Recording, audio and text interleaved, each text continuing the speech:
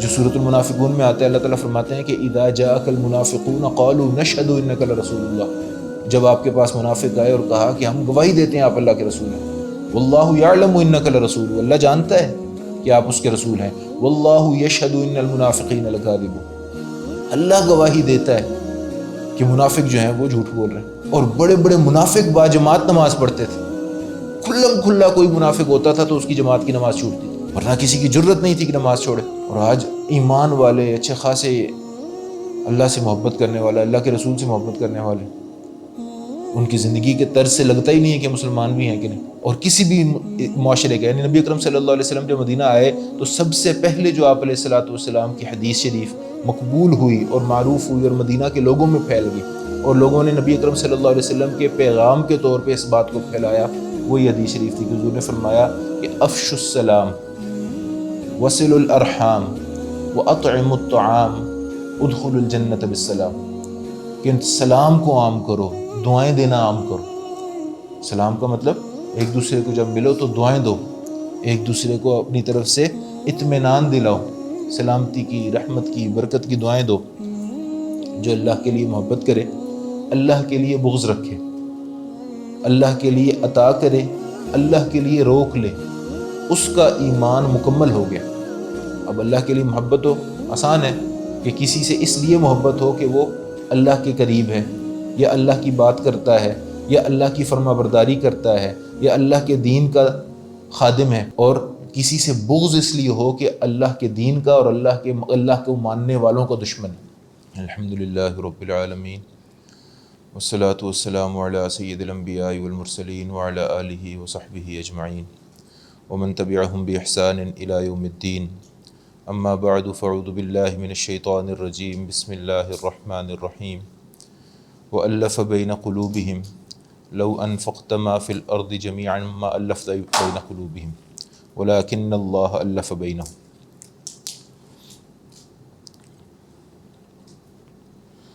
ان اللہ عزیز حکیم،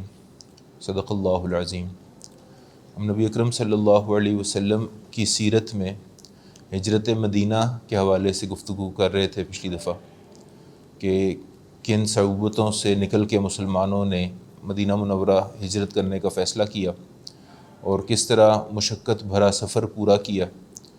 اور نبی اکرم صلی اللہ علیہ وسلم 12 سے 14 دن کے سفر کے بعد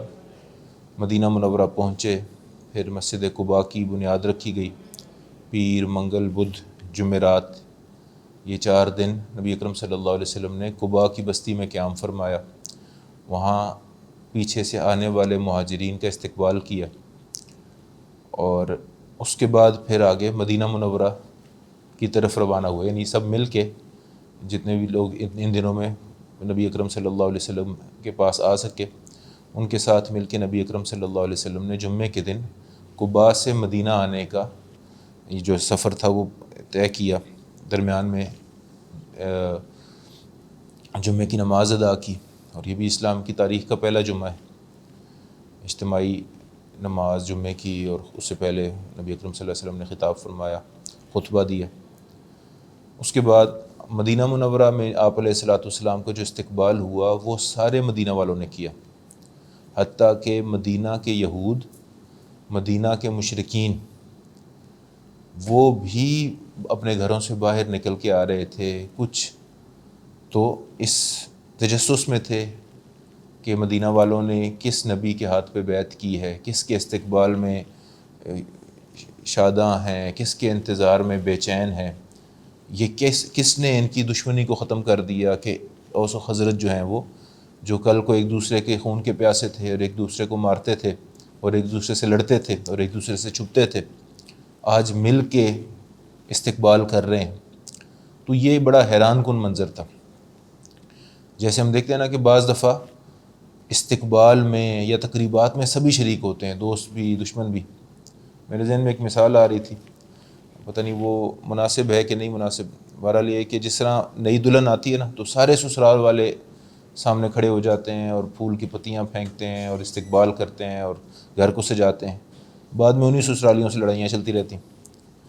تو اسی طرح سے مسلمانوں کا بڑا، خاص طور پہ نبی اکرم صلی اللہ علیہ وسلم کا بڑا شاندار استقبال کیا مدینہ والوں نے، ثنیۃ الوداع کے اوپر آ کے بچیوں نے ترانے بھی پڑھے، لوگ کچھ نیچے کھڑے ہیں، کچھ چھتوں پہ چڑھے ہیں، اور تمام مدینہ والے، 3 یہود کے قبائل آباد تھے، مدینہ کے سب لوگ بھی مسلمان بھی نہیں ہوئے تھے، بعض لوگ مسلمان ہو چکے تھے، بعض نے ظاہر کیا تھا اسلام، جو بعد میں منافق بن کے مسلمانوں کی صفوں کے اندر دراڑیں ڈالتے رہے اور تکلیف پہنچاتے رہے مسلمانوں کو اور نبی پاک صلی اللہ علیہ وسلم کو، اور بعض نے علی الاعلان ابھی اسلام قبول نہیں کیا تھا۔ تو یہ سبھی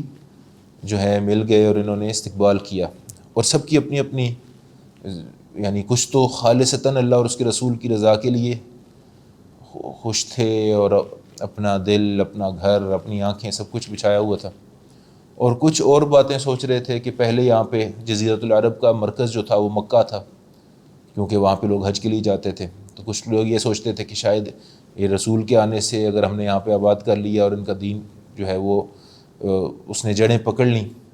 تو ہو سکتا ہے مرکزیت تبدیل ہو جائے اور ہمارا شہر مرکزی بن جائے، اور اس کا ہمیں سیاسی فائدہ بھی ہوگا، تجارتی فائدہ بھی ہوگا، اور ہمارا جو اس جزیرۃ العرب کے اندر مقام ہے، حیثیت ہے، وہ بھی بدل جائے گی۔ تو ہر طرح کے لوگ تھے، لیکن استقبال میں سبھی شریک ہوئے۔ تو اس حوالے سے مدینہ منورہ کا پورا منظر جو تھا وہ بڑا راحت افزا تھا مسلمانوں کے لیے، خاص طور پہ جو ہجرت کر کے آئے تھے، جنہوں نے پچھلے 13 سال اپنی جان کو بچاتے ہوئے گزارے تھے اور تکلیفوں پہ صبر کرتے ہوئے گزارے تھے، اور طرح طرح کی مشکلوں کے اندر صبر اور جو ہے خاموشی اور یعنی بے پناہ مصائب، اور جان بچاتے رہے، اپنا مال بچاتے رہے، اپنا عزت بچاتے رہے، آخر کار اپنا دین لے کے بس نکل آئے، گھر بھی چھوڑا ہے، رشتہ دار بھی چھوڑا ہے، مال اسباب بھی چھوڑا ہے۔ تو بہرحال یہ ایک خوشی کا موقع تھا، ایک خوشی کا دن تھا مسلمانوں کے لیے، کہ مکہ والے بھی خوش تھے کہ انہیں ایک ٹھکانہ مل گیا تھا، پرامن جگہ جہاں پہ مسلمانوں کا، رسول اللہ کا استقبال ہو رہا ہے، جہاں پہ ان کو مرکزی حیثیت دی جا رہی ہے، استخلاف دیا جا رہا ہے، حکومت دی جا رہی ہے، اور مسلمان بھی محفوظ ہیں، ان کی جان مال بھی محفوظ ہے۔ اور پھر مدینہ والے بھی خوش تھے کہ انہیں اللہ کے رسول صلی اللہ علیہ وسلم کی میزبانی کا شرف حاصل ہوا۔ تو ہم نے عرض کیا تھا کہ نبی اکرم صلی اللہ علیہ وسلم نے فرما دیا کہ میری اونٹنی کو چھوڑ دو، دعوہا فانہا مأمورہ، اللہ تعالیٰ نے اس کو بتایا ہے کہ اس نے کہاں بیٹھنا ہے، اور وہ جا کے یہ حضرت ابو ایوب انصاری کے گھر کے سامنے، مسجد نبوی کی جگہ کے سامنے بیٹھی، اور نبی اکرم صلی اللہ علیہ وسلم نے وہاں اتر کے پھر پوچھا ایو بیوت اہلنا اقرب، کہ ہمارے گھر والوں میں سے کس کا گھر سب سے زیادہ قریب ہے۔ گھر والوں سے مراد یہاں ننیال ہے، کیونکہ نبی اکرم صلی اللہ علیہ وسلم کی جو والدہ تھیں وہ بنو نجار سے تھیں، اسی قبیلے سے تھیں جس سے ابو ایوب الانصاری رضی اللہ تعالیٰ عنہ کا تعلق تھا۔ تو ان کو یہ شرف حاصل ہوا، اور پھر میں نے عرض کیا کہ کس طرح انہوں نے نبی اکرم صلی اللہ علیہ وسلم کو پہلے اپنے گھر میں نیچے ٹھہرایا، اور اس کے بعد پھر نبی اکرم صلی اللہ علیہ، ایک دن ان کو خدشہ ہوا کہ کہیں پانی کوئی گر گیا، اور وہ فٹافٹ اپنے کمبلوں سے اس کو خشک کرنے لگے، اور پھر انہیں خدشہ ہوا کہ ایک تو بے ادبی ہے، دوسرا تکلیف کا باعث بھی ہے، ہمارے شور سے، چلنے پھرنے سے ان کو تکلیف ہوتی ہوگی۔ تو پھر انہوں نے پیشکش کی کہ آپ علیہ الصلوۃ والسلام اوپر تشریف لے آئیں اور ہم نیچے کی جو ہے فلور پہ چلے جائیں، اور جب تک اپنے حضور علیہ الصلوۃ والسلام کا گھر نہیں بنا تب تک نبی اکرم صلی اللہ علیہ وسلم انہی کے گھر میں مہمان رہے۔ اور پھر یہ جو جگہ تھی مسجد نبوی کی، یہ بھی مسلمانوں نے، حالانکہ وہ جو بچے تھے سہل اور سہیل صحابہ جو تھے، انصاری صحابہ جو لڑکے تھے جن کی یہ جگہ تھی، وہ مسلمان ہو چکے تھے، اور انہوں نے پیش بھی کی کہ یہ جگہ خرید یعنی تحفتاً لے لی جائے اور یہاں پہ مسجد بنا دی جائے، لیکن نبی اکرم صلی اللہ علیہ وسلم نے یہ قبول نہیں فرمایا، بلکہ مسلمانوں اپنے طرف سے بھی جو اسباب تھے، جو مال تھا وہ بھی دیا، اور مسلمانوں نے بھی اس میں حصہ ڈالا، اور یہ جگہ خریدی گئی، اور پھر سب نے مل کے، صحابہ نے اور نبی اکرم صلی اللہ علیہ وسلم نے مل کے یہ مسجد نبوی شریف کی تعمیر فرمائی۔ اور اس کی تعمیر کے دوران بھی سارے صحابہ اور خود رسول اللہ صلی اللہ علیہ وسلم، پتھر جمع کرنے کا جب مرحلہ تھا، اس کی جو دیواریں تھیں مسجد نبوی شریف کی وہ پتھروں سے اور گارے سے بنائی گئی تھیں، اور چھت جو تھا وہ کھجور کی جو ٹہنیاں تھیں، پرانے کھجور کے درخت جو گر چکے تھے ان کو کاٹ کے ان کے ستون بنائے گئے تھے، اور اس پہ آدھے ستون ڈالے گئے تھے، اور یعنی چھتوں، یعنی جو اوپر جو آدھے ستون تھے ان کے درمیان کھجور کے پتوں کی چھال سے چھت بنایا گیا تھا، تو اس طرح سے یہ مسجد کی تعمیر ہوئی تھی، اور آدھی مسجد جو تھی یہ چھتی ہوئی تھی، اور باقی آدھی مسجد جو تھی یہ خالی تھی، اس کے اوپر چھت نہیں تھی، یعنی سین تھا جس طرح۔ اور اگر اللہ تعالیٰ میں لے کے جائے مسجد نبوی کی زیارت کے لیے، تو وہاں پہ ترکی دور کی جو مسجد ہے اس میں خاص طور پہ وہ حصہ جس کے پلر جو ہیں پنک اور گولڈن ہیں، اور اس کے وہ حصہ ہے جو نبی اکرم صلی اللہ علیہ وسلم کی دور کی مسجد نبوی کا تھا۔ اور پھر اس کے اندر وہ جو حصہ ہے جس کے اندر ستون کے اوپر بھی وائٹ اور براؤن اور بلیک رنگ کے سوراخ ہیں، اور وائٹ رنگ کی وہ بنے میں، یہ وہ ستون ہیں جو روضۃ الجنہ کے ہیں۔ نبی اکرم صلی اللہ علیہ وسلم نے مسجد نبوی شریف کی فضیلت، حضور نے فرمایا کہ ما بین بیتی و منبری روضۃ من ریاض الجنہ، کہ میرے ممبر اور میرے گھر کے درمیان جو جگہ ہے یہ جنت کے باغوں میں سے ایک باغ ہے۔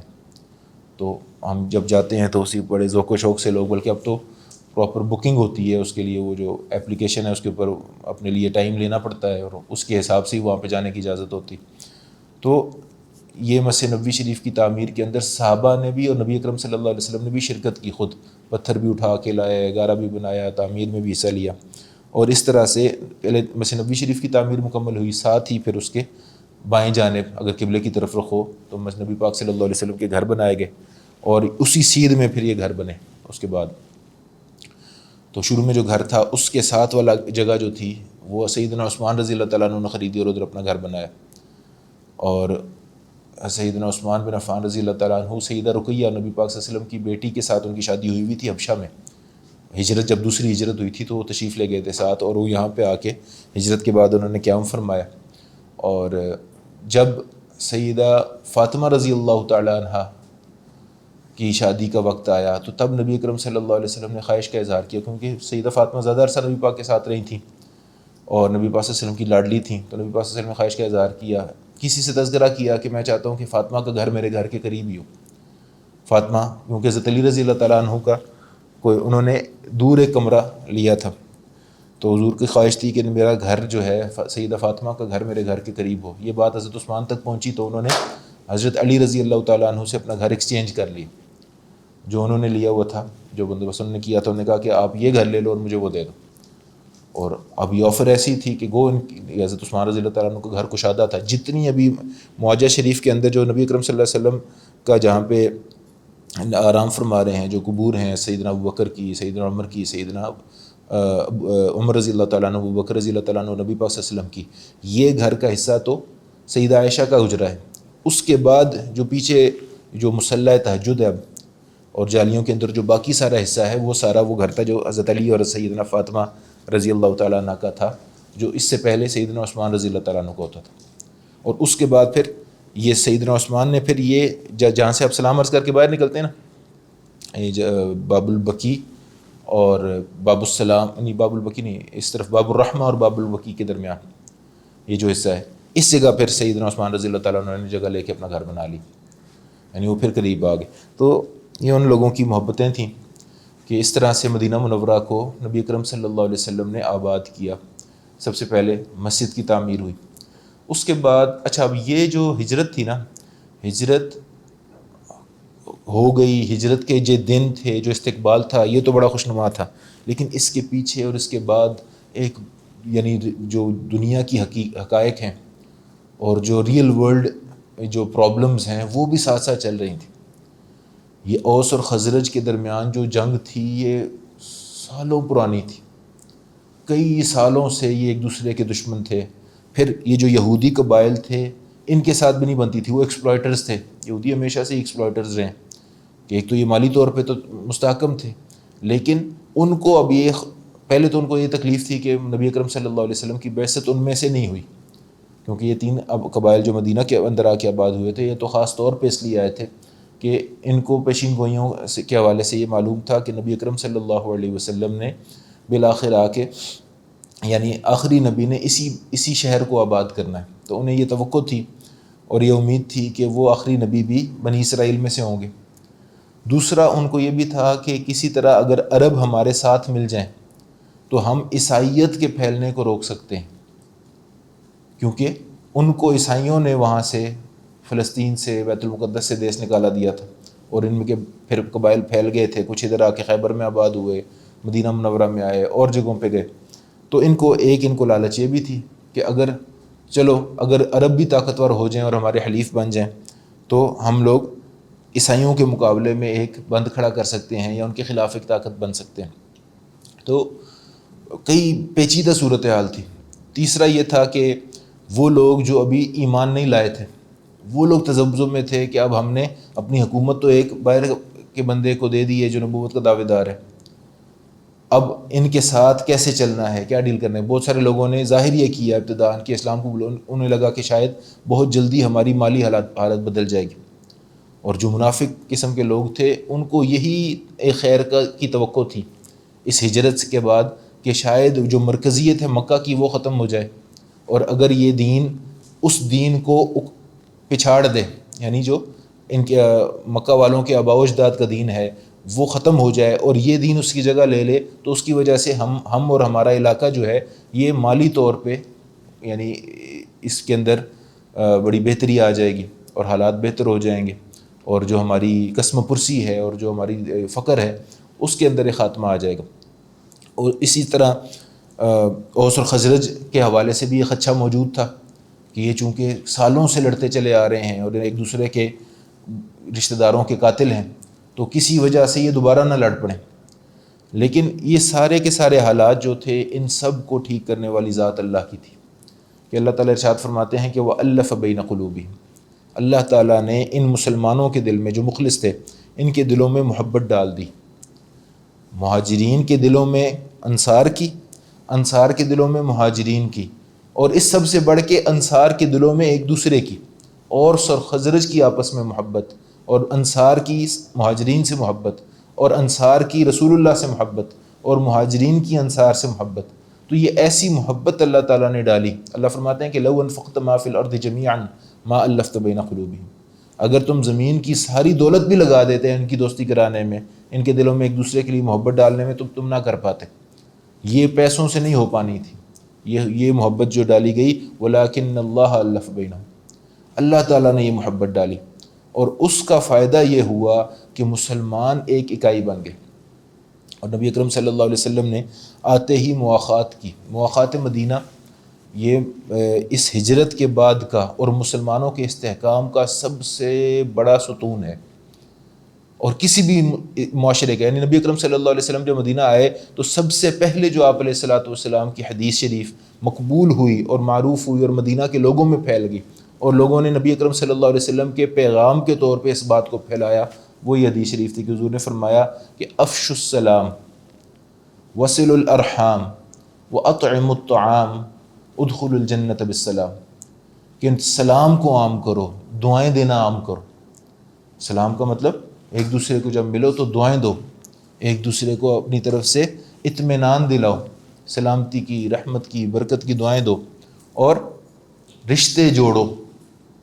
اب اوس اور خزرج کی بھی تو اصل میں تو رشتہ داری تھی نا، وہ کزنز تھے اور کزنز کی اولاد تھی، تو رشتوں کو جوڑ کے رکھو، اور کھانا کھلاؤ، سخی بنو، مہمان نواز بنو، کشادہ دل بنو،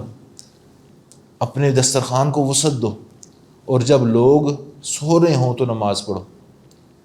جب لوگ سو رہے ہیں یعنی تہجد کی نماز پڑھو، یعنی خدا نخواستہ اگر کہیں پہ نمازوں کا اہتمام نہیں ہے تو نمازوں کا اہتمام شروع کرو۔ عشاء کے وقت لوگ سستی کرتے ہیں، فجر کے وقت لوگ سستی کرتے ہیں، تم یہ سستی نہ کرو۔ تو یہ 4 کام حضور نے فرمایا کہ کرو، سلام عام کرو، رشتہ داریاں نبھاؤ، کھانا کھلاؤ،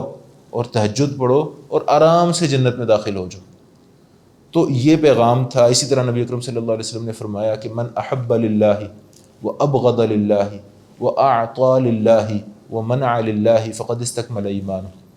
جو اللہ کے لیے محبت کرے، اللہ کے لیے بغض رکھے، اللہ کے لیے عطا کرے، اللہ کے لیے روک لے، اس کا ایمان مکمل ہو گیا۔ اب اللہ کے لیے محبت ہو آسان ہے کہ کسی سے اس لیے محبت ہو کہ وہ اللہ کے قریب ہے، یا اللہ کی بات کرتا ہے، یا اللہ کی فرما برداری کرتا ہے، یا اللہ کے دین کا خادم ہے، اور کسی سے بغض اس لیے ہو کہ اللہ کے دین کا اور اللہ کو ماننے والوں کا دشمن ہے۔ یہ البغض فی اللہ جو ہے ہمارے ہاں اس کی بڑی کمی۔ ہم جب لوگوں کو آئیڈیل بناتے ہیں، لوگوں کو اپنا اپنے لیے رول ماڈل بناتے ہیں یا لوگوں کو جب فالو کرتے ہیں یا جب لوگوں سے انفلوئنس لیتے ہیں، جو ہمارے انفلوئنسر ہیں یا جن کو ہم فالو کرتے ہیں یا جن کو ہم سٹار مانتے ہیں یا جن کو ہم آئیکونز مانتے ہیں، کیا وہ سارے کے سارے اللہ کے فرما بردار ہیں؟ کیا ہمارے معاشرے کے اندر یہ ریت ہے کہ ہم انہی کو فالو کریں جو اللہ کو فالو کرتے ہیں، جو اللہ کے رسول کو فالو کرتے ہیں، یا ہم نے اپنے معاشرتی، معاشی یا نفسیاتی، نفسانی اپنے جو ہماری ارجز ہیں ان کی تسکین کے لیے آئیڈلز بنائے ہوئے؟ ہمارے ہاں ہم دیکھنے میں آتا ہے کہ ہم لوگ مختلف وجوہات کی بنا پر لوگوں کو پسند کرتے ہیں یا لوگوں کی حمایت کرتے ہیں یا لوگوں کی تائید کرتے ہیں، ان کو سپورٹ کرتے ہیں، حالانکہ ہم جانتے ہیں کہ یہ اللہ کے باغی ہیں۔ تو اگر ہماری محبت اللہ کے لیے نہیں ہے اور ہماری نفرت اللہ کے لیے نہیں ہے اور جو ہم خرچ کرتے ہیں وہ اللہ کے لیے نہیں ہے، یعنی ایک والد کا اپنے بچوں کے لیے کو دین کے قریب کرنے کے لیے یا ان کی جائز خواہشات کو پورا کرنے کے لیے خرچ کرنا اللہ کی رضا کے لیے، اور ان کی ناجائز خواہش کو پورا کرنے کے لیے خرچ کرنا اللہ کی ناراضگی کو مول لینے ہے۔ تو جو ان کی ناجائز خواہشات کو پورا کرنے کے لیے نہ خرچ کرے، یہ منع للہ والی بات ہے کہ اللہ کے لیے رک گیا، حالانکہ دے سکتا تھا۔ تو اللہ کے رسول صلی اللہ علیہ وسلم فرما رہے ہیں کہ جو اللہ کے لیے محبت کرے، اللہ کے لیے بغض رکھے، اللہ کے لیے خرچ کرے، اللہ کے لیے ہاتھ کو روک لے، اس کا ایمان مکمل ہو گیا۔ تو یہ تعلیمات نبی کرم صلی اللہ علیہ وسلم کی تھیں، اور ایسا شاندار اظہار کیا، یعنی اللہ تعالیٰ نے ان کی تعریفیں کی۔ میں واقعی حیران ہوتا ہوں جب میں یہ واقعات پڑھتا ہوں کہ یہ مہاجر جو آ رہے ہیں نا، یہ تو 13 سال سے حضور کی صحبت میں، 13 سال سے قرآن کی ساری مکی صورتیں سن کے آ رہے ہیں، بہت ساری یاد کر کے آ رہے ہیں، تکالیف سہ کے آ رہے ہیں، قربانیاں دے کے آ رہے ہیں، اپنے رشتہ داروں کو چھوڑ کے آ رہے ہیں، گھر بار چھوڑ کے آ رہے ہیں۔ یہ تو تیار ہوئے ہوئے لوگ ہیں، یہ تو تزکیہ شدہ لوگ ہیں، لیکن حیران ہو جاتا ہے انسان جب سیرت میں دیکھتا ہے کہ انصار ان کے ایٹ پار آ گئے ہیں۔ یہ جن کو سیدنا مصعب بن عمیر نے دین سکھایا اور جنہوں نے نبی اکرم صلی اللہ علیہ وسلم کی گنتی کی چند بار زیارت کی، یہ جب مکہ میں مسلمان آتے ہیں، مہاجرین آتے ہیں، تو انصار کا ایمان اور انصار کا ایثار اور ان کی قربانی اور ان کی کمٹمنٹ رسول اللہ کے ساتھ، یہ سبحان اللہ یعنی مثالی ہے۔ اللہ تعالیٰ ان کی تعریف کر رہے ہیں، یعنی اللہ تعالیٰ نے تعریف کی مہاجرین اور انصار کی۔ سورۃ الحشر میں اللہ فرماتے ہیں للفقراء المہاجرین الذین اخرجوا من دیارہم واموالہم یبتغون فضلا من اللہ ورضوانا وینصرون اللہ ورسولہ اولئک هم الصادقون، کہ یہ مال فے جو ہے غزوہ خیبر کی فتح کے بعد اللہ تعالیٰ نے یہ تقسیم بتائی، تو مہاجرین کی تعریف کی کہ جن کو ان کے گھروں سے اور مالوں سے بے دخل کیا گیا، گھروں سے نکالا گیا اللہ اور اس کے رسول کی وجہ سے، وہ اللہ کا فضل تلاش کرتے ہیں اور اللہ کی رضامندی اور اللہ کی خوشنودی تلاش کرتے ہیں اور اللہ اور اس کے رسول کی مدد کرتے ہیں۔ یہ سچے ہیں، یہ اپنے دعوے میں سچے ہیں، یہ اپنے مسلمان ہونے میں سچے ہیں، یہ اپنی قربانی میں سچے ہیں، یہ اپنی زندگی کے مقصد میں سچے ہیں، یہ اللہ کے پسندیدہ لوگ۔ اور ساتھ ہی اللہ فرماتے ہیں والذین تبوؤا الدار والایمان من قبلہم، اللہ اکبر، وہ لوگ جنہوں نے اپنا گھر اور اپنا ایمان ان کے آنے سے پہلے تیار رکھا، گھر بھی تیار رکھا اور ایمان بھی تیار رکھا، یعنی ان نبی پاک کے آنے سے پہلے ایمان کی محنت ہو چکی۔ سیدنا مصعب بن عمیر اور صحابہ نے جو تہیہ کر لیا، جو عہد کر لیا، جو بیعت عقبہ کر لی، اور جو اپنا ذہن بنا لیا، اپنے گھر والوں کو تیار کر لیا کہ اب کیا کرنا ہے، وہ آئیں گے تو سب کچھ ان کے سامنے کھول کے رکھ دینا۔ یحبون من ہاجر الیہم، محبت کرتے ہیں ان سے جو ان کی طرف ہجرت کر کے آئے ہیں، وہ سبحان اللہ، یؤثرون علی انفسہم، اور اپنی ضرورتوں کو قربان کر کے ان کی خدمت کرتے ہیں۔ وَلَوْ كَانَ بِهِمْ خَصَاصَةٌ، خود شدید حاجت میں ہونے کے باوجود بھی ان کا خیال کرتے ہیں۔ اور اللہ فرما رہے ہیں کہ وَمَن يُوقَ شُحَّ نَفْسِهِ فَأُولَٰئِكَ هُمُ الْمُفْلِحُونَ، جو اپنے بخل کو کچل دے۔ ہم بہت ساری نیکیاں اپنی بخل کی وجہ سے نہیں کر پاتے، اپنی کنجوسی کی وجہ سے، مال کی محبت کی وجہ سے۔ ایک خیال آتا ہے کہ یہاں پہ اللہ کے راستے میں دے دوں، پھر کہتا ہوں کہ یہ تو پھر چلا جائے گا، یہ نہیں ذہن میں آتا کہ اللہ اس کے بدلے کیا دے گا۔ بس یہی سوچتا ہوں کہ فی الحال میں میرے جیب سے 1000 روپیہ کم ہو جائے گا یا 500 کم ہو جائے گا یا 10,000 کم ہو جائے گا، بس اس مال کی محبت میں اور آخرت کے حوالے سے بے فکری میں اس اتنی بڑی نیکی سے محروم ہو جاتا ہوں، کیونکہ بخل کو نہیں کچلا ہوا۔ تو اللہ فرماتے ہیں کہ وَمَن یوق شح نفسہ فاولئک ھم المفلحون، کہ جو اپنے بخل کو کچلے گا وہی کامیاب ہوگا۔ تو انصار نے سبحان اللہ ایسے ایسے واقعات ہیں کہ نہ صرف یہ کہ ہجرت کے وقت انہوں نے یہ پیشکش کی، بلکہ مستقل ان کا یہ مزاج رہا۔ یعنی آپ تصور کریں کہ بحرین جب فتح ہوا، اور یہ فتح مکہ کے بعد کی بات ہے، صلح حدیبیہ ہو گئی، فتح مکہ ہو گیا، بحرین جب فتح ہوا تو نبی اکرم صلی اللہ علیہ وسلم نے چاہا کہ یہ زمین انصار میں تقسیم کر دی جائے۔ تو انہوں نے فرمایا کہ ہم یہ چاہیں گے کہ پہلے ایسا ہی آپ تحفہ مہاجرین کے لیے بھی مقرر کریں، پھر ہم یہ زمین قبول کریں۔ اور اسی طرح جب انہوں نے پیشکش کی کہ ہم اپنے باغات میں ان کو شریک بنا لیتے ہیں، ہم اپنے باغات ان کو دے دیتے ہیں، اور ہم اپنے، چونکہ وہ کھیتی باڑی کرتے تھے، وہاں پہ کھجوروں کے باغ تھے، انگوروں کے باغ تھے، تو نبی اکرم صلی اللہ علیہ وسلم نے فرمایا کہ مکہ والے تو تاجر پیشہ لوگ ہیں، یہاں پہ تو باغات ہوتے نہیں ہیں، مکہ میں زمین ایسی نہیں ہے، تو آپ ان کو یہ باغ سنبھال نہیں پائیں گے۔ تو انہوں نے کہا کہ چلیں پھر یہ باغ کام ہم کریں گے، اور اس کی جو آمدنی ہوگی وہ ہم ان کے ساتھ تقسیم کر لیں گے۔ اور مواخات جو کی رسول اللہ صلی اللہ علیہ وسلم نے 100 یا 90 صحابہ، 100 یا 90 مہاجر اور 100 یا 90 انصار، ان کو نبی پاک صلی اللہ علیہ وسلم نے ایک کو ایک کا بھائی بنا دیا۔ اب یعنی کسی ایک کے لیے سب کی مہمان نوازی کرنا ممکن نہیں تھا، اکوموڈیٹ کرنے کا نبی اکرم صلی اللہ علیہ وسلم نے اتنا حکیمانہ کام کیا، اتنا حکیمانہ۔ اور یہ مواخات ایک دفعہ پہلے مکہ میں ہو چکی تھی، اور یہ بڑا ہی آسان اور خوبصورت طریقہ ہے۔ اگر کوئی چاہتا ہے انسان کہ اپنے دین میں ترقی کرے تو اس کو ضرور چاہیے کہ اپنے کسی بندے کو اپنا دین کا بھائی بنا لے، لڑکا لڑکے کو بنا لے، خواتین خاتون کو بنا لے، اور ان کے ساتھ پھر ایک دوسرے سے پروگرس لیں کہ آج کی تہجد کا کیا حال ہے، آج کے اذکار کا کیا حال ہے، آج کی تلاوت کا کیا حال ہے، آج کے فرائض کا کیا حال ہے۔ ایک دوسرے کے اوپر چیک رکھیں، ایک دوسرے کو ترغیب دیتے رہیں، ایک دوسرے سے پوچھتے رہیں بھی آج کوئی گناہ تو نہیں ہوا، آج استغفار کیا کہ نہیں، آج درود شریف پڑھا کہ نہیں۔ اذکار کی ایک فہرست ہو جو مکمل کی جائے۔ تو یہ نبی اکرم صلی اللہ علیہ وسلم نے اس طرح کی مواخات مکہ میں بھی کی تھی۔ سیدنا حمزہ رضی اللہ تعالیٰ عنہ کے حوالے سے آتا ہے کہ ان کی مواخات نبی پاک صلی اللہ علیہ وسلم نے حضرت زید بن حارثہ سے کی تھی۔ حضرت علی رضی اللہ تعالیٰ عنہ کے بارے میں نبی پاک نے فرمایا تھا کہ یہ میرا بھائی ہے۔ اور اسی طرح دیگر صحابہ کے حوالے سے بھی۔ اور مدینہ منورہ آنے کے بعد یہاں پہ ہر مہاجر کو ایک انصاری کا بھائی بنایا۔ ابو بکر رضی اللہ تعالیٰ عنہ کو بھائی بنایا گیا، حضرت زید کا، خارجہ بن زید الحارث کا، حضرت خارجہ بن زید کا۔ حضرت عمر رضی اللہ تعالیٰ عنہ کو اعتبان بن مالک کا بھائی بنایا گیا۔ حضرت عثمان بن عفان رضی اللہ تعالیٰ عنہ کو انس بن ثابت کا بھائی بنایا۔ اسی طرح حضرت آپ کو بھلا کرے ابو عبیدہ بن جراح، ان کا بھائی بنایا سعد بن معاذ کو۔ سعد بن معاذ مدینہ منورہ کے بہت بڑے جنگجو سردار تھے، اوس کے سردار تھے، اور ان کا یعنی ان کو مصعب بن عمیر رضی اللہ تعالیٰ عنہ کہ یعنی اسد بن زرارہ کے گھر یہ گئے تھے نیزہ لے کے، اور اللہ تعالیٰ نے ان کے دل میں اسلام ڈالا اور یہ مسلمان ہوئے، اور پھر ان کی وجہ سے ان کا پورا قبیلہ مسلمان ہوا۔ تو حضرت ابو عبیدہ بن جراح کو ان کا بھائی بنایا گیا۔ حضرت عبد الرحمن بن عوف کو حضرت سعد ابن ربیع، یہ اتنے شاندار صحابی تھے، اور یہ بہت مالدار صحابی تھے، بہت بڑے تاجر تھے، اور ایسا دل تھا ان کا، اور انہوں نے جو بات کی اس کی مثال تو اور ملتی نہیں ہے انصار میں بھی۔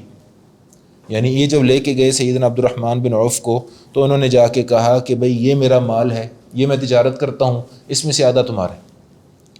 یہ میرا گھر ہے، یہ میری جائیداد ہے، اس میں سے آدھی جو تمہیں پسند ہے لے لو، اور یہ 2 میری بیویاں ہیں، تم جس کو کہتے ہو میں طلاق دے دیتا ہوں، اسے تم نکاح کر لینا عدت کے بعد۔ یعنی ایسی یہ مثال تو تاریخ اسلام میں کہیں نہیں ملتی۔ یہ تو یعنی اس قدر وسعت، اس قدر۔ تو حضرت عبد الرحمن بن عوف نے آگے سے کہا کہ مجھے اس میں سے کچھ بھی نہیں چاہیے، مجھے آپ بس کل بازار کا رستہ بتا دینا۔ اور حضرت عبد الرحمن بن عوف وہ ہیں کہ مکہ میں بھی بہت بڑے تاجر تھے، اور مدینہ میں بھی انہوں نے جب تجارت شروع کی، بنو قینقاع کے بازار میں لے گئے ان کو حضرت سعد ابن ربیع، کیونکہ وہاں پہ زیادہ مالدار تاجر تھے، یہود کا اپنا ایک۔ تو حضرت ابو عبد الرحمن بن عوف نے پنیر اور گھی کی تجارت شروع کی، اور ایسے باکمال تاجر تھے کہ ان کے پھر جب قافلے آتے تھے شام کی طرف، جب تجارت کے قافلے آتے تو 700 اونٹ وہ لدے ہوئے آتے تھے، اور مدینہ کے اندر لوگ یعنی حیران ہو جاتے تھے ان کی تجارت کو دیکھ کے. یعنی حضرت عثمان بن عفان رضی اللہ تعالیٰ عنہ کے لیول کے تاجر تھے. تو اور مالدار بھی اور دیندار بھی، کبھی جہاد میں پیچھے نہیں رہے، کبھی نمازوں میں تو وہاں پہ منافق پیچھے نہیں رہتے تھے. میں بڑا حیران ہوتا ہوں ویسے اس دور کی، آپ اس دور کی بلندی دیکھیں کہ اس دور کے اندر منافق قسمیں اٹھا کے کہتے تھے ہم ایمان والے ہیں. جو سورۃ المنافقون میں آتا ہے، اللہ تعالیٰ فرماتے ہیں کہ اذا جاءک المنافقون قالوا نشهد انک لرسول اللہ، جب آپ کے پاس منافق آئے اور کہا کہ ہم گواہی دیتے ہیں آپ اللہ کے رسول ہیں. واللہ یعلم انک لرسول، اللہ جانتا ہے کہ آپ اس کے رسول ہیں. واللہ یشہد ان المنافقین لکاذبون، اللہ گواہی دیتا ہے کہ منافق جو ہیں وہ جھوٹ بول رہے ہیں. اور بڑے بڑے منافق با جماعت نماز پڑھتے تھے، کھلم کھلا کوئی منافق ہوتا تھا تو اس کی جماعت کی نماز چھوٹتی تھی، ورنہ کسی کی جرت نہیں تھی کہ نماز چھوڑے. اور آج ایمان والے اچھے خاصے اللہ سے محبت کرنے والے، اللہ کے رسول سے محبت کرنے والے، ان کی زندگی کے طرز سے لگتا ہی نہیں ہے کہ مسلمان بھی ہیں کہ نہیں. یعنی دور کی تنزل اور معاشرتی تنزل کی بات ہو رہی ہے کہ ہم نے کتنا ہم نے ضائع کر دیا ہے اس اثاثے کو، کتنا بے قدری کر دی ہے، کتنا دور ہو گئے ہیں، کتنی یعنی دوری آ گئی ہے، کتنا یعنی قرآن پاک ہمارے پاس موجود ہے، احادیث موجود ہیں، سیر صحابہ موجود ہے، اسلام کی، اور پھر ہمارے پاس یہ ایک پریسیڈنٹ موجود ہے کہ اسی قرآن اور حدیث پہ چل کے صحابہ نے پوری دنیا کے اوپر حکمرانی کی، دنیا کی اور آخرت کی کامیابی حاصل کی. یعنی آخرت کی کامیابی کی گارنٹی تو قرآن میں ہی آ گئی نا، حضور کی زندگی میں ہی آ گئی، رضی اللہ عنہم ورضوا عنہ. پھر اللہ تعالیٰ نے دنیا بھی قدموں میں ڈال دی، اور وہ بھی دین کی برکت سے ہی ڈالی. اور ہم مسلمان دین سے دور ہوئے تو نہ دنیا رہی، نہ دین رہا، نہ اللہ سے تعلق رہا، نہ نمازیں ہیں، نہ کردار ہے، نہ اخلاق ہے. تو کتنا بڑا نقصان ہم نے اپنا کیا، اور اس پوری دنیا کا کیا، اور ان غیر مسلموں کا کیا جن تک ہم نے دین کا پیغام پہنچانا تھا. کہ اب ان کو کیا بتائیں کہ کیسے مسلمان ہوتے ہیں، کہاں سے وہ سیرت سنیں گے؟ سیرت ہم خود نہیں پڑھتے، صحابہ کے واقعات ہم نہیں پڑھتے تو ان کو کیسے سنائیں، کون سنائے؟ تو کتنا بڑا نقصان ہم نے کیا ہوا ہے اپنا. اللہ ہمیں واپس لوٹنے کی توفیق عطا فرمائے.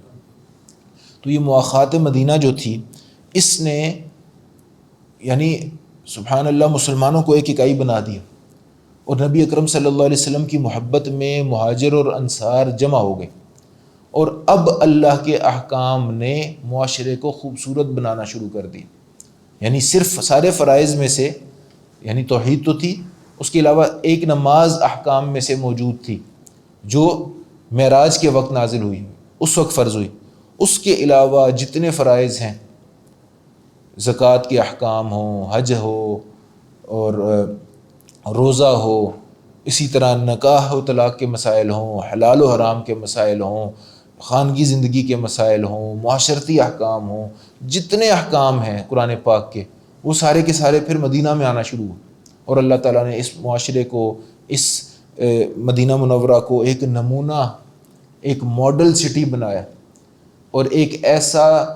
تہذیب کا، ثقافت کا، عقیدے کا، عبادت کا، للہیت کا، تعلق باللہ کا، روحانیت کا ایسا مرکز بنایا کہ وہ کرنیں آج بھی منور کر رہی ہیں. وہ نبی اکرم صلی اللہ علیہ وسلم کا دیا ہوا علم، وہ کردار، وہ صحابہ کی جیل، وہ اہل بیت کی قربانیاں، یہ وہ سارا طبقہ جو ہے وہ آج بھی موٹیویشن دے رہا ہے پوری دنیا کے انسانوں کو اور مسلمانوں کو. تو اللہ تعالیٰ ہمیں اس کی قدر کرنے والا بنائے، اور اللہ تعالیٰ ہمیں بھی قرآن سے اور نبی اکرم صلی اللہ علیہ وسلم کی تعلیمات سے وہ تعلق بنانے کی توفیق عطا فرمائے کہ ہماری بھی دنیا اور آخرت سنور جائے. وما علیہ الا البلاغ المبین.